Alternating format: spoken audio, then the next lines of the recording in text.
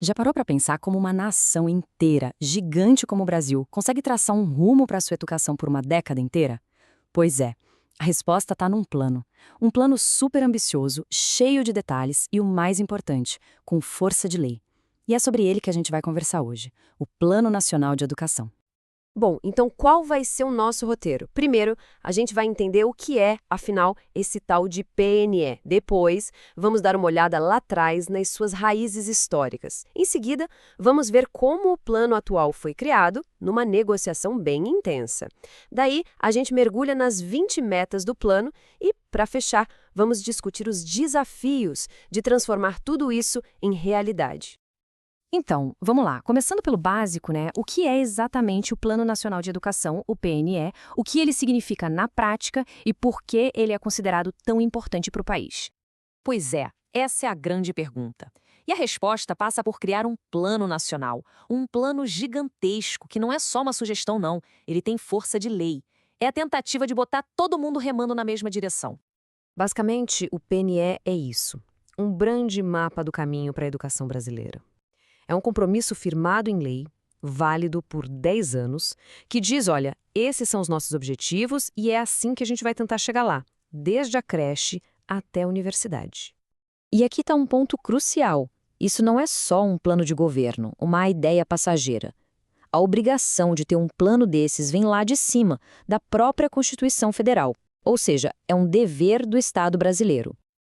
Ok, agora que a gente já sabe o que é o PNE, vale a pena voltar um pouco no tempo.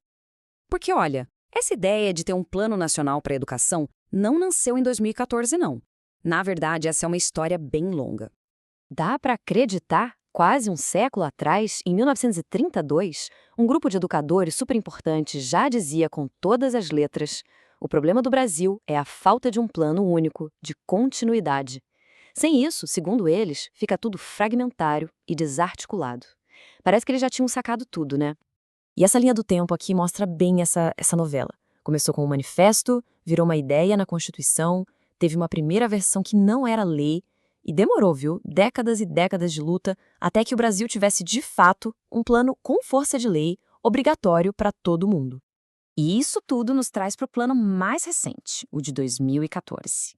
Mas, assim, não vamos pensar que foi um processo simples, tranquilo.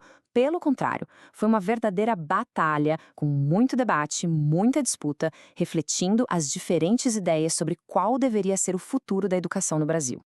Maratona legislativa é um bom jeito de descrever. Imagina só, o projeto de lei ficou mais de 3 anos em discussão no Congresso e recebeu quase 3.000 propostas de mudança. Foi uma batalha de ideias mesmo, envolvendo muita gente. E quem é que estava nessa mesa de negociação? Bom, basicamente todo mundo. Governo, claro, deputados, senadores, mas também movimentos sociais, sindicatos de professores, donos de escolas particulares, pesquisadores, secretários de educação, cada um defendendo seu lado, o que mostra o tamanho da importância do que estava em jogo. E a maior briga de todas, sem surpresa nenhuma, foi por causa de dinheiro. O governo começou propondo investir 7% do PIB. Mas os movimentos sociais bateram o pé, foram para cima e, depois de muita pressão, conseguiram uma vitória que foi considerada histórica: a meta de investir no mínimo 10% do PIB. Só que teve um porém aí no meio. Na versão final da lei, entrou um artigo bem polêmico que permite contar com um investimento público, alguns gastos com programas privados, como o ProUni. Isso virou um ponto de debate que dura até hoje. Certo, depois de toda essa negociação, de toda essa disputa, o que de fato o plano se propõe a fazer? Agora a gente entra no coração do PNE, as suas 20 grandes metas.